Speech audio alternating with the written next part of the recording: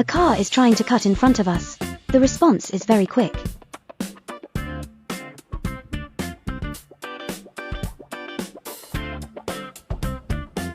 We are polite every time. This courtesy can only make one.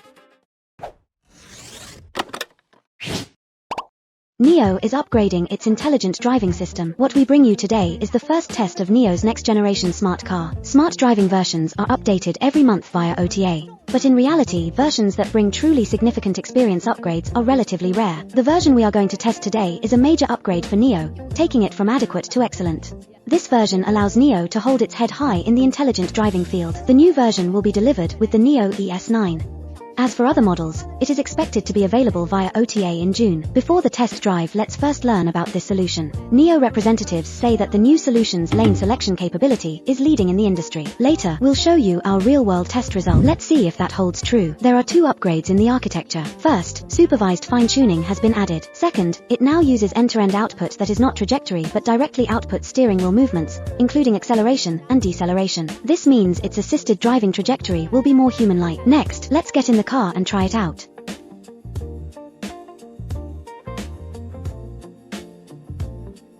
It's whole cornering deceleration and then speeding up again. The overall rhythm is very comfortable. Relatively smooth, right? And then it makes the turn in one smooth motion. Because the car is too big and there wasn't much space to borrow. It's a narrow space.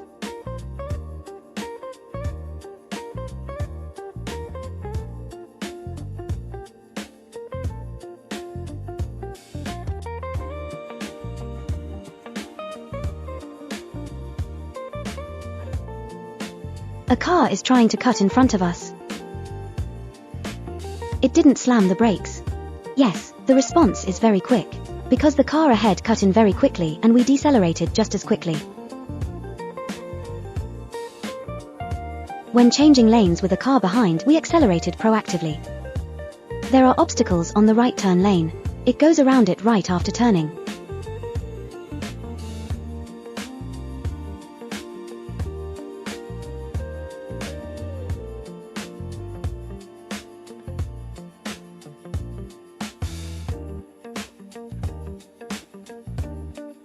Because just as the car ahead pulled out, we saw the situation on the right, and immediately started steering.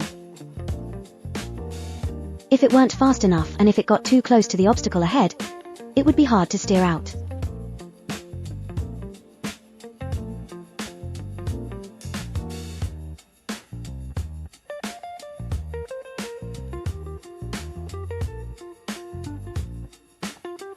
Even though the car is big, it actually doesn't have much room to borrow from adjacent lanes. The sense of proportion is quite precise. We are polite every time. This courtesy only allows one car to go. Alternate passing. Lane selection at a multi-branch intersection.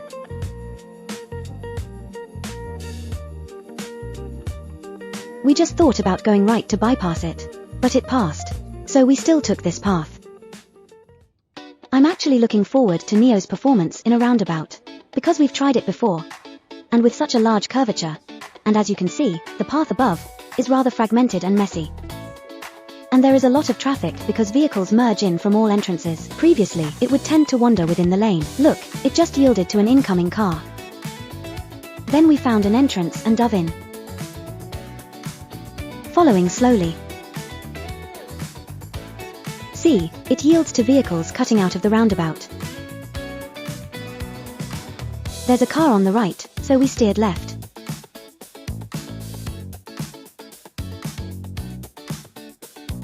Creeping along at a very slow speed.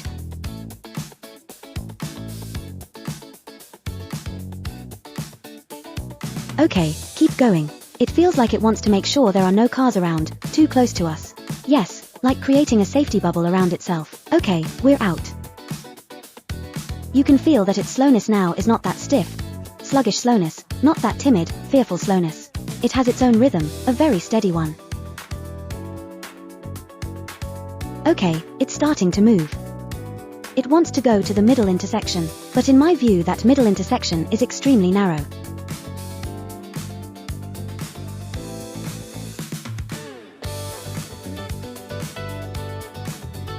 There is space in the middle, for a car as big as ours.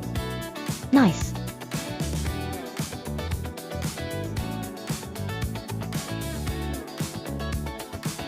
Every time it chooses a lane, it just dives straight in. It never turns in to take a look first, it always dives straight in. At this right turn, there are many e-bikes.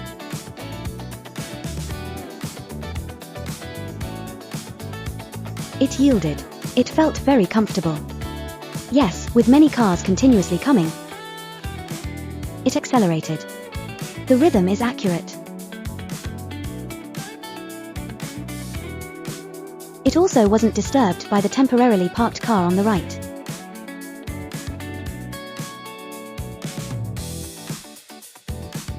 It applied a little bit of brake. It still focuses on stability. Today's route wasn't actually difficult, it was just a very comprehensive set of everyday scenarios including a roundabout, a U-turn at a large intersection, etc. This assisted driving system made no mistakes, so it is completely sufficient in daily scenarios. We also communicated with NIO representatives. They said that what they focus on most now is whether car owners enjoy using it. We actually focus more on user utilization rate and user engagement proportion. So we still hope that our own NAD capabilities can be truly used by our customers.